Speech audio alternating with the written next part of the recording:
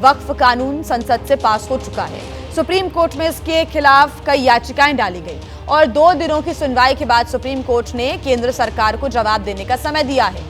एक तरफ supreme court 5 मई को एक बार फिर से सुनवाई करेगा, तो वहीं देश के अलग अलग हिस्सों में अभी भी वक्फ संशोधन कानून के खिलाफ प्रदर्शन जारी है। वक्फ कानून के खिलाफ ओवैसी और एआईएमपीएलबी एक साथ आ गए हैं, अब साझा रैली कर रहे हैं। कल हैदराबाद में एक कार्यक्रम के जरिए वक्फ कानून को लेकर शक्ति प्रदर्शन किया गया। कार्यक्रम में सैकड़ों की संख्या में लोगों की भीड़ उमड़ी। ओवैसी ने इस दौरान कहा कि किसान कानून की तरह ही वक्फ एक्ट को भी वापस लेना ही होगा। इतना ही नहीं, उन्होंने कहा कि कानून के वापस लिए जाने तक इसी तरह आंदोलन हमारा जारी रहेगा। इस दौरान अलग अलग मुस्लिम संगठन के प्रतिनिधि मौके पर मौजूद रहे। कार्यक्रम का आयोजन एआईएमआईएम के मुख्यालय में किया गया था। इस दौरान ओवैसी ने केंद्र सरकार पर मुसलमानों की जमीन छीनने का आरोप लगाया। साथ ही कहा कि पिछले 11 साल में मुस्लिमों पर हमले किए गए, बुलडोजर कार्रवाई कर उन्हें टारगेट किया जा रहा है। 2 तस्वीरें आपके सामने। हैदराबाद में ओवैसी की ये रैली देखने को मिली। एआईएमआईएम के मुख्यालय पर इस भव्य रैली का आयोजन किया गया और एआईएमपीएलबी और एआईएमआईएम की ये साझा रैली, दोनों ही पार्टियां एक साथ आ गई हैं। एआईएमपीएलबी जो कि all India Muslim personal law board और एआईएमआईएम असदुद्दीन ओवैसी की पार्टी एक साथ आ गए हैं और साझा रैली करते हुए वक्फ संशोधन कानून के खिलाफ यहां पर संबोधित भी ओवैसी ने किया। 11 साल से नरेंद्र मोदी सिर्फ मुसलमानों की मजहबी शनाख्त पर हमला कर रहे हैं। 11 साल से नरेंद्र मोदी सिर्फ मुसलमानों की मस्जिदों को छीनने की कोशिश कर रहे हैं। 11 साल से नरेंद्र मोदी मुस्लिम खवातीन को ताकतवर बनाने के बजाय उनके सरों से हिजाब को छीन रहे हैं। 11 साल से नरेंद्र मोदी बुलडोजरों के जरिए सबसे ज्यादा दलित और मुसलमानों के घरों को तोड़ दिया। अब यूनिफॉर्म सिविल कोड के नाम पर हमारी शरीयत को हमसे छीनना चाहते हैं। वो शरीयत जो शरीयत एप्लीकेशन एक्ट 1937 है, जब संविधान बन रहा था तो बाबा साहेब अंबेडकर ने कहा था कि शरीयत एप्लीकेशन एक्ट बरकरार रहेगा, मगर आज नरेंद्र मोदी ये समझते हैं कि मैं बाबा साहेब अंबेडकर से बड़ा दूरअंदेश हूं। मिस्टर मोदी, आप अंबेडकर के पैर की धूल भी नहीं है, इस बात को याद रख लो। आप अपने कब्रस्तानों को या ईदगाह को बचाने के लिए एहतजाज नहीं कर रहे, हम एहतजाज इसलिए कर रहे हैं कि जो सियासी ताकतें आज इस मुल्क पर हुक्मरान हैं वो हमको मिटाना चाहते हैं और हम उनको ये बताना चाह रहे हैं कि हम अपने आप को मिटने नहीं देंगे। इंशाअल्लाह ताला जमहूरी तरीके से तुम मिट जाओगे। हम उनको बताना चाह रहे हैं कि हम झुकने वाले नहीं हैं। हम अंग्रेजों की 200 साल की गुलामी को कबूल नहीं किए, तो हम तुम्हारे इख्तिदार में तुम जो बैठे हो और तुम ऐसे कानून बना रहे हो जो हमारे आईन और संविधान के फंडामेंटल राइट के खिलाफ है। याद रखो मुसलमानों, बगैर ईमान के हम एक जिंदा लाश की हैं, बगैर मस्जिदों के हम कुछ नहीं हैं, बगैर जायदादों के जिसका मालिक अल्लाह अगर कोई और कब्जा कर लेगा तो हम क्या जवाब देंगे रब्बे कायनात के सामने। थोड़ी तकलीफ उठाना पड़ेगा। मेरे अजीज दोस्तों और बुजुर्गों, हमको सिर्फ पुरअमन एहतजाज करना है ताकि हम आने वाली नस्लों को बता सकें कि 2025 में ऐसे भी नौजवान और बुजुर्ग और खवातीन थे जिन्होंने वक्त के फिरौन के सामने झुकने की तो बात तो छोड़ो, उन्होंने उसकी तकालीफ पर उफ भी नहीं कहा। हम जमहूरी तरीके से लड़ेंगे। देखिए, रैली में शामिल हुए all India Muslim personal law board से जुड़े मुस्लिम स्कॉलर मौलाना गियास अहमद रशादी ने भी विरोध प्रदर्शन का कैलेंडर जारी किया। एक अहम तरीन प्रोटेस्ट होगा, बत्ती गुल प्रोटेस्ट होगा। नोट कर ले सारे ही अपने मकानात, अपने फैक्ट्रियों और अपनी कंपनियों और अपनी दुकानों और दीगर तमाम अपने इलाकों के अंदर 10 मिनट तक आप अपने सारी लाइटें बंद करके अंधेरे में 10 मिनट रहकर अपने गम और गुस्से का इजहार करेंगे। अब एक तरफ हैदराबाद में ओवैसी ने वक्फ कानून के खिलाफ मोर्चा खोल दिया है, तो वहीं बंगाल में भी वक्फ कानून को लेकर हिंसक प्रदर्शन हुए थे। कानून के विरोध में हिंसा के बाद राज्यपाल सीवी आनंद बोस मुर्शिदाबाद पहुंचे, जिसको लेकर बंगाल का सियासी तापमान एक बार फिर से बढ़ गया है।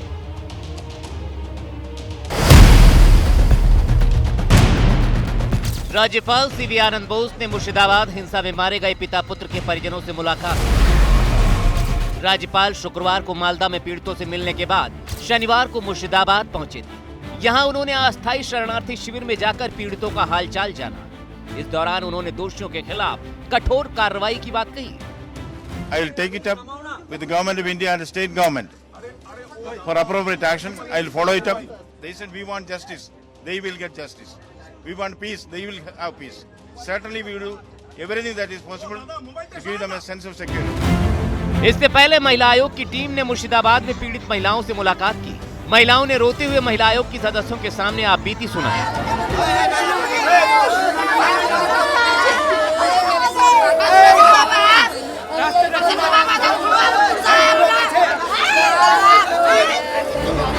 इस बीच बंगाल हिंसा को लेकर पुलिस ने हाई कोर्ट में जो रिपोर्ट दी है, उसने बीएसएफ और सीएम ममता बनर्जी के उस दावे को खारिज कर दिया है, जिसमें उन्होंने हिंसा में बाहरियों के शामिल होने का दावा किया था। पुलिस की रिपोर्ट के मुताबिक सजूर मोड़ इलाके पर 4 से 5 हजार की संख्या में स्थानीय लोग इकट्ठा हुए। अचानक राष्ट्रीय राजमार्ग जाम कर दिया। भीड़ ने पुलिस पर ईंट पत्थर फेंकना शुरू कर दिया। कांच की बोतलें, बम, गोलियां बरसाई। सरकारी निजी संपत्तियों में तोड़फोड़ की। इससे पहले बीएसएफ की रिपोर्ट में हिंसा के बांग्लादेश कनेक्शन की बात सामने आई थी। सीएम ममता बनर्जी ने भी बीएसएफ पर साजिश में शामिल होने का आरोप लगाया था। अब पुलिस की रिपोर्ट आने के बाद बीजेपी ममता सरकार के खिलाफ आक्रामक है। ममता बनर्जी और उनके पार्टी की तरफ से बार बार बोला गया कि बाहर वाले थे, बाहर के लोग थे। लोकल्स लोग बोल रहे कि नहीं, बाहर वाले नहीं थे, आजू बाजू के लोग थे। पुलिस का रिपोर्ट है, तो पुलिस खुद बोल रही है कि ममता बनर्जी झूठी है। पुलिस का ये कोर्ट में दाखिल किया गया पेपर है, रिपोर्ट है, जिसमें हर जगह में पुलिस ने बताया कि लोकल्स लोग यहाँ पे एकत्रित हुए थे। मुर्शिदाबाद का लोकल लोग काल से धुलियान में देखिए, हिंदू मुस्लिम भाई भाई एक साथ रहते हैं, एक साथ रहेंगे भी। उसको फायदा उठा के वो बाहर से कंस्पिरेसी था, वो भाजपा और उसका जो 2 एजेंट दलाल है, वो ए टीम बी टीम जो है वो मिलाकर ऐसा पॉइजनस कैंपेन कर रहे हैं।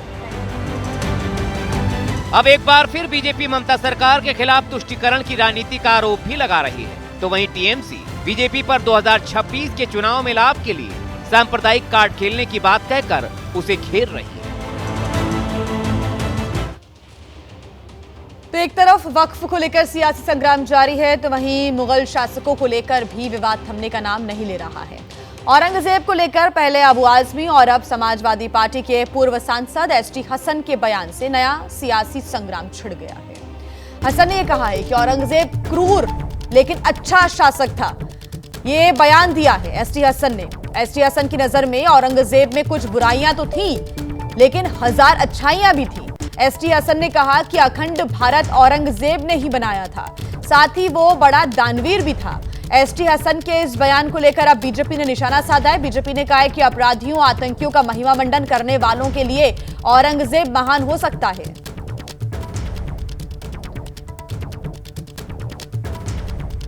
क्रूरता में तो कोई शक ही नहीं है कि क्रूर शासक थे, और उन्होंने औरंगजेब ने सिर्फ मंदिरों को ही नहीं बल्कि बहुत सी दरगाहों को भी खत्म किया था।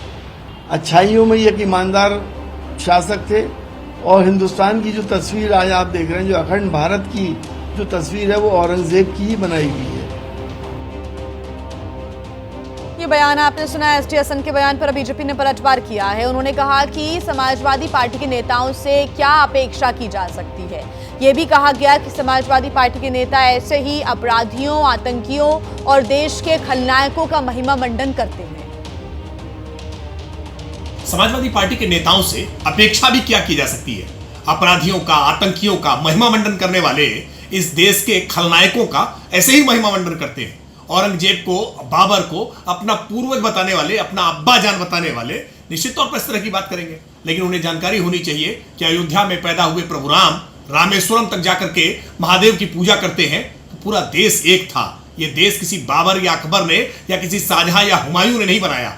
यह देश तब से था जब मुगलों ने न संस्कृति सीखी थी, न संस्कार सीखे थे, न जीवन जीने का तरीका सीखा था। तब भी भारत की हस्ती थी, भारत की संस्कृति थी, भारत के संस्कार थे। ये एस टी हसन पहले जाने, बूझे, समझे और मजहबी तुष्टीकरण की राजनीति से बाहर निकले तो शायद उन्हें समझ आएगा। औरंगजेब पर समाजवादी पार्टी के एसटी हसन का बड़ा बयान सामने आया, वो आपने सुना। इस पर सियासत शुरू हो गई है। राणा सांगा पर समाजवादी पार्टी के सांसद रामजीलाल सुमन के बयान पर सियासी संग्राम तो छिड़ा ही हुआ है। करणी सेना के प्रदर्शन के बाद अखिलेश यादव भी आगरा पहुंचे थे कल और रामजीलाल सुमन से मुलाकात की थी और इसे राजपूत और दलित या कहें कि पीडीए वाली सियासत का रंग देने की पूरी कोशिश की गई।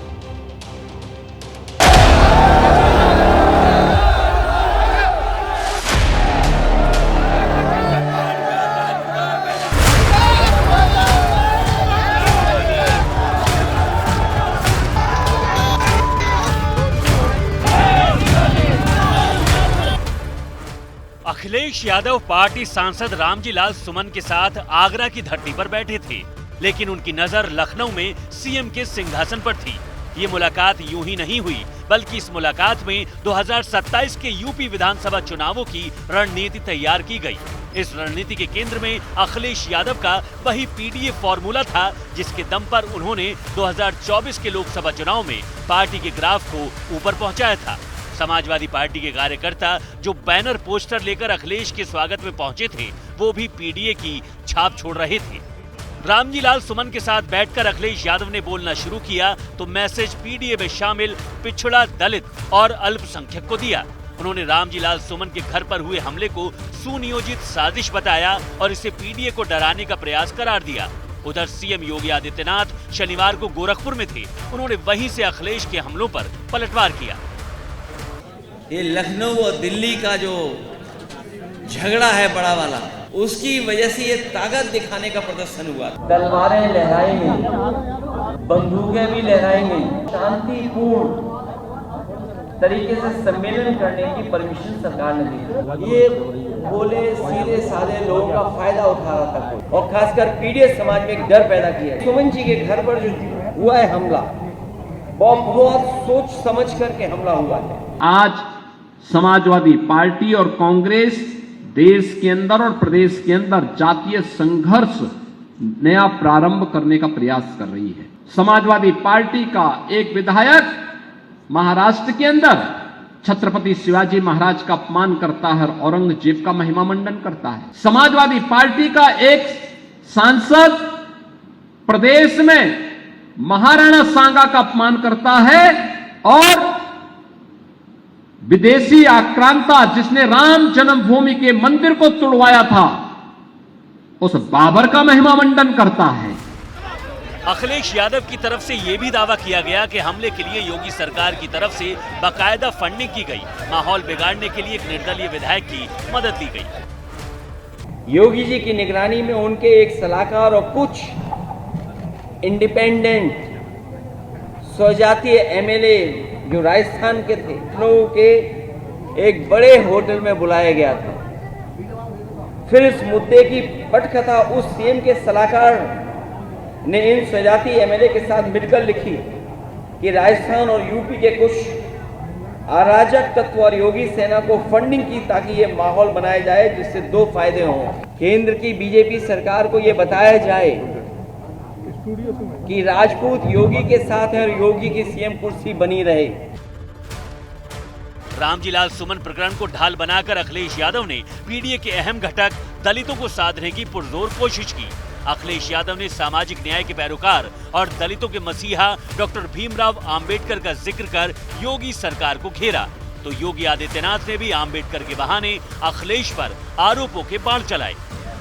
जिसने मुझे मारने का कहा कि मैं गोली मार दूंगा, वो बहुत ही गरीब, भोला भाला, सीधा इंसान है। उन्हें कठपुतली की तरह इस्तेमाल किया जा रहा था। उन्हें ये भी नहीं पता था कि उनके कठपुतली बनाने में लखनऊ वालों के हाथ में धागा था कि दिल्ली वालों के हाथ में धागा? आगरा सामाजिक न्याय के राज के स्थापित करने का जो संकल्प हम लोग उठा रहे हैं, उसी से रास्ता खुलेगा। क्योंकि बाबा साहब भीमराव अंबेडकर जी का दिया हुआ संविधान ये हमारे लिए ढाल है। आज से आगरा को सामाजिक न्याय की प्रतीकात्मक राजधानी के रूप में स्वीकार करने की घोषणा करते हैं। यानी ये पंच तीर्थ बाबा साहब के नाम पर अगर किसी ने बनाए हैं तो मोदी जी ने बनाए हैं या भारतीय जनता पार्टी ने बनाए हैं। इनमें न कांग्रेस का योगदान है, न समाजवादी पार्टी का योगदान है, न आरजेडी का योगदान है, न किसी अन्य दल का योगदान है। अखिलेश यादव के आगरा दौरे ने रामजी लाल सुमन के विवाद को लेकर शुरू हुई राजपूत वर्सेस दलित की जाति वाली लड़ाई को और आगे बढ़ा दिया है। यही वजह है कि अखिलेश यादव सीधे राजपूतों का नाम लेकर योगी सरकार को घेर रहे हैं और सूबे के दलितों को साथ जोड़ने की कोशिश कर रहे हैं। महाराष्ट्र के परभणी में दो पक्षों में पथराव हो गया। बच्चों के बीच हुए विवाद में जमकर पत्थर चले हैं। पथराव के चलते कई गाड़ियों को काफी नुकसान पहुंचाया गया, ये बड़ी जानकारी मिल रही है। महाराष्ट्र की ये तस्वीरें आपके सामने, परभणी का इलाका जहां पर पत्थरबाजी हुई है, जिसमें कई लोग घायल भी बताए जा रहे हैं। स्थिति हालांकि अभी नियंत्रण में है। मौके पर भारी पुलिस फोर्स की तैनाती की गई। बच्चों का विवाद, दो पक्षों में पथराव हो गया। इस विवाद के चलते ये ज्यादा बढ़ता हुआ नजर आया और ऐसे में पुलिस प्रशासन की टीम पहुंची, लोगों को शांत कराने की कोशिश की गई। दो पक्षों में ये पथराव हो गया, गाड़ियों में तोड़फोड़ हुई और अभी पुलिस फोर्स की तैनाती है। नम्रता दुबे हमारे साथ जुड़ी हुई हैं ज्यादा जानकारी के साथ। नम्रता, अभी क्या जानकारी मिल रही है? स्थिति क्योंकि तनावपूर्ण नजर आ रही है फिलहाल। देखिए, परभणी के इकबाल नगर इलाके की ये पूरी घटना है। यहाँ पर पत्थरबाजी जो है वो शाम के दौरान हुई है। दो बच्चों का जो ग्रुप था वो क्रिकेट खेल रहा था, उस दौरान जो है झगड़ा बढ़ गया, जिसके बाद परिवार के कुछ सदस्य आए, फिर ये पत्थरबाजी में पूरा मामला तब्दील हो गया। दो समुदाय के बीच में पत्थरबाजी हुई है। सबसे हैरान करने वाली बात है कि महाराष्ट्र में एक हफ्ते में ये दूसरी पत्थरबाजी की घटना है। इसके पहले नासिक में हमने पत्थरबाजी की घटना देखी। अब शनिवार के दिन जो है परभणी में ये पत्थरबाजी की घटना देखने मिली है। फिलहाल पूरे इलाके में जो है भारी संख्या में पुलिस को तैनात किया गया है। इसके साथ साथ पुलिस लगातार मार्च निकाल रही है, लोगों से अपील कर रही है कि वो अपने घरों में रहें। कुछ लोगों के घायल होने की भी जानकारी है और कई गाड़ियों को भी नुकसान पहुंचाया गया है, जो तस्वीरों में आप देख सकते हो। और लगातार पुलिस जो है सीसीटीवी कैमरास के जरिए उन लोगों की तलाश करे जिन्होंने इस पूरे पत्थरबाजी की शुरुआत की। और ऐसे में फिलहाल केस रजिस्टर करने का भी जो प्रोसेस है वो पुलिस की तरफ से किया जा रहा है। तो जल्द से जल्द गिरफ्तारियां भी इस पूरे मामले में देखने मिल सकती हैं। और ऐसे में पुलिस लगातार कह रही है कि शांति बनाए रखें, किसी भी अफवाह पर ध्यान न दे।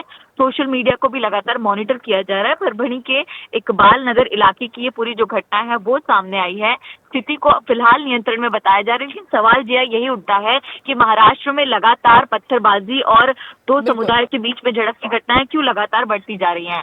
तो ये एक और तस्वीर जो है वो सामने आई है।